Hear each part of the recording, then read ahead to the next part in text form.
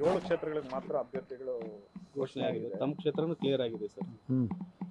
ಅಲ್ಲಿ ಸ್ವಲ್ಪ ವಿರೋಧ ಇತ್ತು, ಆದರೂ ಕ್ಲಿಯರ್ ಆಗಿದೆ. ಹೇಗೆ ಸರ್ ಈಗ ಮುಂದೆ ಒಗ್ಗಟ್ಟಿಂದ ಕೆಲಸಗಳಾಗ್ತಾ ಇರುತ್ತೆ ಅಂತ? ಎಲ್ಲ ಒಗ್ಗಟ್ಟಿನಿಂದ ಕೆಲಸ ಮಾಡಬೇಕು. ಆ ಸೀಟು ಗೆದಿಯೋ ಸೀಟು, ಗೆದಿತಕ್ಕಂಥ ಸಾಧ್ಯತೆಗಳಿದ್ದಾವೆ. ನಾವು ಗೆದಿಬೇಕು ಅಂತೇಳಿ ಎಲ್ಲ ಪ್ರಯತ್ನವನ್ನು ಮಾಡ್ತೀವಿ, ಗೆದಿತೇವೆ. ಅಭ್ಯರ್ಥಿಗಳು ಯಾರು ನಮಗೆ ಬೇಕು ಅಂತ ಕೇಳಿದ್ರು, ಅವರಿಗೆ ಸ್ವಲ್ಪ ಅಸಮಾಧಾನ ಇದ್ದೇ ಇರುತ್ತೆ. ಅದನ್ನೆಲ್ಲ ಸರಿ ಮಾಡಿ ಪಕ್ಷದ ಹಿತದೃಷ್ಟಿಯಿಂದ ಕೆಲಸ ಮಾಡ್ಕೊಂಡು ಹೋಗಬೇಕು. ಮುಂದೆ ಅನೇಕ ಅವಕಾಶಗಳು ಬರುತ್ತವೆ ಅಂತೇಳಿ ಅವರಿಗೆಲ್ಲ ಕನ್ವಿನ್ಸ್ ಮಾಡಬೇಕಾಗ್ತದೆ. ಫಸ್ಟ್ ಲಿಸ್ಟಲ್ಲಿ 15 ಕ್ಷೇತ್ರಗಳು ಶಿಫಾರಸಾಗಿತ್ತು. ನಾವೇನು ಮಾಡ್ತಾರೆ, ಅದೇನು ಪ್ರಾಸೆಸ್, ಕಂಟಿನ್ಯೂಸ್ ಪ್ರಾಸೆಸ್. ಇವತ್ತು ನಾಳೆ ಮಾಡ್ತಾರೆ. ಅಧ್ಯಕ್ಷರಿಗಾಗಲೇ ಹೇಳಿದಾರಲ್ಲ, 11ನೇ ತಾರೀಕು ಒಳಗಾಗಿ ಎಲ್ಲವನ್ನು ಕ್ಲಿಯರ್ ಮಾಡ್ತೀವಿ ಅಂತೇಳಿ ಮಾಡ್ತಾರೆ. ಸರ್, ಈಗ ನಿಮ್ಮ ಕ್ಷೇತ್ರದಲ್ಲಿ ಅಸಮಾಧಾನಿತರನ್ನ ನೀವೇನಾದ್ರು ಸಮಾಧಾನ ಮಾಡುವಂಥ ಎಲ್ಲ ಕೆಲಸ ಮಾಡ್ತೇವೆ ನಾವು. ಪ್ರತಿಯೊಂದು ಚುನಾವಣೆ ಸಂದರ್ಭದಲ್ಲಿ ಯಾರ್ಯಾರು ಅಸಮಾಧಾನ ಹೊಂದಿರ್ತಾರೆ ಅವ್ರನ್ನೆಲ್ಲ ಕೂಡಿಸ್ಕೊಂಡೇ ಹೋಗಬೇಕಾಗುತ್ತೆ. ಅವರನ್ನು ಮನವೊಲಿಸಿ ಅವರಿಗೆಲ್ಲ ಪಕ್ಷದ ಹಿತದೃಷ್ಟಿಯಿಂದ ಕೆಲಸ ಮಾಡಬೇಕಪ್ಪ ಅಂತ ಹೇಳಿ ಕೆಲಸ ಮಾಡ್ತೀವಿ. ಸರ್, ತಮ್ಮ ಬೆಂಬಲಿಗರು ಕೂಡ ಸಾಕಷ್ಟು ಟಿಕೆಟ್ ಕೇಳ್ತಾ ಇದ್ದಾರೆ ಸರ್, ಅವ್ರಿಗೆ ಆಗುತ್ತಾ? ಆ ರೀತಿ ಏನು ಗೊತ್ತಿಲ್ಲಪ್ಪ ನನಗೆ. ಯಾರು ಅಲ್ಲ, ಎಲ್ಲ ಸೆಂಟ್ರಲ್ ಭಾಳ ಜನ ಆಕಾಂಕ್ಷಿಗಳಿದ್ದರು. ಅವರಿಗೆ ಸ್ಕ್ರೀನಿಂಗ್ ಕಮಿಟಿ ಮಾಡಿ ಸ್ಕ್ರೀನ್ ಮಾಡಿ 2 ಸಾರಿ ಸ್ಕ್ರೀನಿಂಗ್ ಮಾಡಿ ತೊಗೊಂಡೋಗಿದ್ದಾರೆ. ಅಧ್ಯಕ್ಷರು ಮತ್ತು ಸ್ಕ್ರೀನಿಂಗ್ ಕಮಿಟಿ ಹಿತದೃಷ್ಟಿಯಿಂದ ಯಾರಿಗೆ ರೆಕಮೆಂಡ್ ಮಾಡಿದ್ದಾರೆ ಅದನ್ನು ಕ್ಲಿಯರ್ ಮಾಡಿ ಕೊಡ್ತಾರೆ. ಈ ಬಾಂಬ್ ಸ್ಫೋಟದ ವಿಚಾರ ತನಿಖೆ ಎಲ್ಲಿವರೆಗೂ ಬಂತು? ನಡೀತಾ ಇದೆ, ಭಾಳ ತೀವ್ರಗತಿಯಲ್ಲಿ ನಡೀತಾ ಇದೆ. ಅನೇಕ ನಾನು ಹೇಳ್ತಾನೆ ಇದ್ದೀನಲ್ಲ, ಲೀಡ್ಗಳು ಪ್ರತಿನಿತ್ಯ ಒಂದೊಂದು ರೀತಿಯಲ್ಲಿ ನಮಗೆ ಮಾಹಿತಿಗಳು ಸಿಗ್ತಾ ಇದ್ದಾವೆ. ಅದನ್ನು ಮುಂದಿಟ್ಟುಕೊಂಡೇ ತನಿಖೆ ನಡೀತಾ ಇದೆ. NIA ಭಾಳ ತೀವ್ರಗತಿಯಲ್ಲಿ ಮಾಡ್ತಾ ಇದ್ದಾರೆ. ನಮ್ಮವರು ಕೂಡ CCB ಅವರು ನಮ್ಮವರು ಕೂಡ ಸಹಕಾರಿಯಾಗಿ ಕೆಲಸ ಮಾಡ್ತಿದ್ದಾರೆ. ಸರಿ, ಜೈಲಲ್ಲೇ ವಿಧ್ವಂಸಕ ಕೃತ್ಯಗಳನ್ನ ನಡೆಸೋಕ್ಕೆ ಪ್ಲಾನ್ಗಳೆಲ್ಲ ಆಗ್ತಾ ಇದ್ದಾವೆ. ಇದೆಲ್ಲ ಗಮನಿಸಿದ್ದೇವೆ, ನಾವು ಗಮನಿಸಿದ್ದೇವೆ, NIA ಗಮನಿಸಿದ್ದಾರೆ.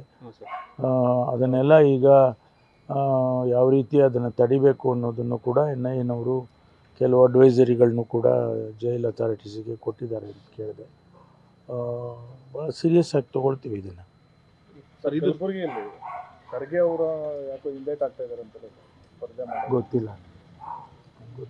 ಯಾವುದು ಅಂತಿಮವಾಗಿ ಅವರೇ ತೀರ್ಮಾನ ಮಾಡಬೇಕಲ್ಲ. ಅಧ್ಯಕ್ಷರು ಅವರೇ ಇದ್ದಾರೆ ಮತ್ತು ಅವರೇ AICC ಅಧ್ಯಕ್ಷರಿರುವಾಗ ನಾವು ಅದರ ಬಗ್ಗೆ ನಾವು ಏನು ಹೇಳೋಕ್ಕಾಗೋದಿಲ್ಲ. ನಾವು ಏನೋ ಒತ್ತಾಯ ಮಾಡ್ತೀವಿ ಸರ್, ಮತ್ತೊಮ್ಮೆ ನಿಲ್ಲಬೇಕು.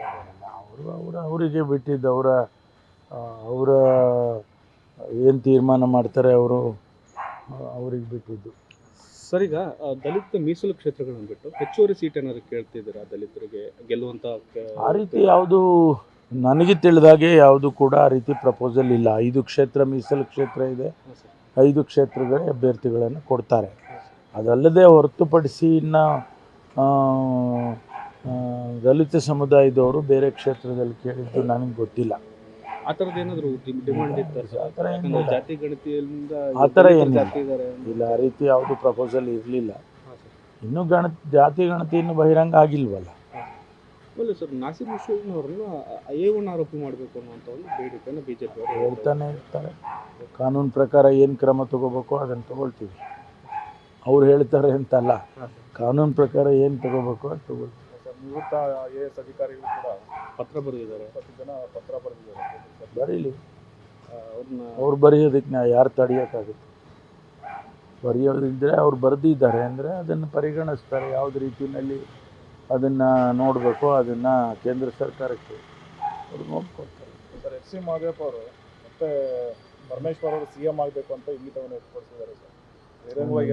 ನೆನ್ನೆನೂ ಹೇಳಿದ್ದೇನೆ, ಈಗ ಒಂದು ಸ್ಥಿರವಾದ ಸರ್ಕಾರ ಇದೆ. ಮಾನ್ಯ ಮುಖ್ಯಮಂತ್ರಿಗಳು ಸಿದ್ದರಾಮಯ್ಯನವರು ಇದ್ದಾರೆ. ಈಗ ಆ ವಿಚಾರಗಳೆಲ್ಲ ಅಪ್ರಸ್ತುತ ಅಂತ ಹೇಳಿದ್ದೇನೆ. ಅದನ್ನೀಗಲೂ ಅದನ್ನೇ ರಿಪೀಟ್ ಮಾಡ್ತೇನೆ. ಅಲ್ಲ, ಲೋಕಸಭೆ ಚುನಾವಣೆ ಮುಗಿದ ಬಳಿಕ ಇದಕ್ಕೆ ಇನ್ನಷ್ಟು ಬಲ ಬರುತ್ತೆ ಈ ಧ್ವನಿಗೆ ಅನ್ನುವಂಥದ್ದು ಸರ್. ಅದೀಗ ಸದ್ಯಕ್ಕೆ ಅದ್ರ ಬಗ್ಗೆ ಚರ್ಚೆ ಮಾಡದೇ ಇರೋದೇ ಸೂಕ್ತ. ಚುನಾವಣೆಗೆ ಹೋಗ್ತಾ ಇದ್ದೀವಿ, ಎಲ್ಲರೂ ಒಟ್ಟಿಗೆ ಕೆಲಸ ಮಾಡಿ ಹೆಚ್ಚು ಸೀಟ್ಗಳನ್ನು ಗೆದ್ಸ್ಕೊಳ್ಳೋದಕ್ಕೆ ನಾವೆಲ್ಲ ಪ್ರಯತ್ನ ಮಾಡಬೇಕು ಅಂತೇಳಿ ನನ್ನ ಅನಿಸಿಕೆ ಅದು. ಯಾಕೆಂದರೆ ನಾವು ಹೆಚ್ಚು ಸೀಟ್ ಗೆದ್ದರೆ ಇನ್ನೂ ಕಾಂಗ್ರೆಸ್ ಪಕ್ಷಕ್ಕೆ ಹೆಚ್ಚು ಶಕ್ತಿ ಬರುತ್ತೆ, ಆಡಳಿತ ಸುಲಭವಾಗಿ ಆಡಳಿತ ಮಾಡೋದಕ್ಕೆ ಸಾಧ್ಯ ಆಗುತ್ತೆ. ಈ ಕೂಗು ಸರ್ ದಲಿತರ ಮತಗಳ ಕ್ರೋಢೀಕರಣಕ್ಕೆ ಅನುಕೂಲ ಆಗುತ್ತೆ ಕಾಂಗ್ರೆಸ್ ಪಕ್ಷಕ್ಕೆ ಅಂತ ಸರ್? ಗೊತ್ತಿಲ್ಲ, ಅದು ಯಾವ ರೀತಿ ನಾವು ವಿಶ್ಲೇಷಣೆ ಮಾಡ್ತೀವೋ ಆ ರೀತಿ ಒಬ್ಬೊಬ್ಬರು ಒಂದೊಂದು ರೀತಿ ವಿಶ್ಲೇಷಣೆ ಮಾಡ್ತಾರೆ.